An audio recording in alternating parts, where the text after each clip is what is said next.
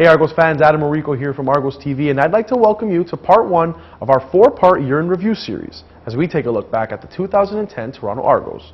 Now, there were many special memories both on and off the field from this team this year, but it may have never happened were it not for one special off-season acquisition that immediately changed the culture of this franchise. And so with great pride and anticipation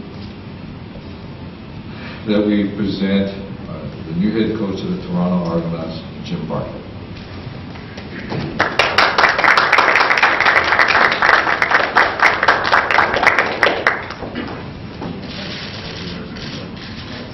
After handpicking his coaching staff, it was time for Barker and his new right-hand men to handpick talent from north of the border. The 2010 Canadian CFL draft was the most important for years for the Boltmen, and with 3 picks out of the first 11, they selected towering offensive lineman Joel Pell 2nd overall from Washington State, shifty and powerful linebacker Corey Greenwood 3rd overall out of the University of Concordia, and Grant Shaw 11th overall from the University of Saskatchewan, whose rare ability to play both kicker and defensive back made him very sought after by the Double Blue. Greenwood would go on to pursue opportunities down south, whereas Appel and Shaw both played integral roles in the Argos turnaround season. 1 yards. It is up. It is good. And Shaw buries one from 51. As the free agent market opened, it became more and more evident that this team was making strides towards bettering themselves. But there still remained a void in the lineup that new head coach Jim Barker was fully aware of. This team needed a playmaker. Nicholas en route to his best game of the year. 20 on that pickup, and now Burris wide open, and a catch is made! Jermaine Copeland brought it down inside the 10. In a surprise move, the Argos shipped import wide receiver PK Sam to the Calgary Stampeders in exchange for perennial all-star receiver Jermaine Copeland, who had enjoyed some of his best years under Barker while in Calgary. A busy offseason by the Double Blue was finally given an opportunity to prove its worth in June with the beginning of training camp.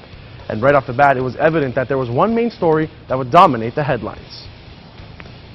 I respect all the other quarterbacks. It's been a pleasure meeting, Dalton and Danny and CLEO and Ken, and I knew a couple beforehand, and we've got like sort of kind of mini family right now. It's one of those things to where when you do compete, you still want to see the guy do well, So it's one of those things to where you're having fun, but at the same time, you're out here to win a job.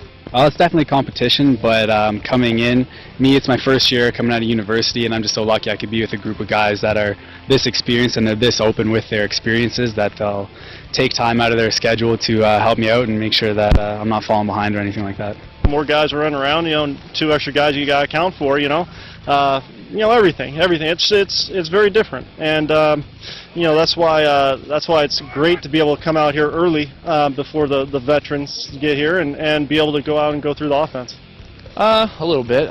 They're doing well. These guys, they're pros as well, and they've been in the off season and really training and getting ready. So I don't know if it's really an advantage today or not, but I felt like I had a good day, and I'm just going to build on it tomorrow. Towards the end of a mentally and physically grueling training camp, the new coaching staff were beginning to get an idea of the identity this team was going to have heading into 2010.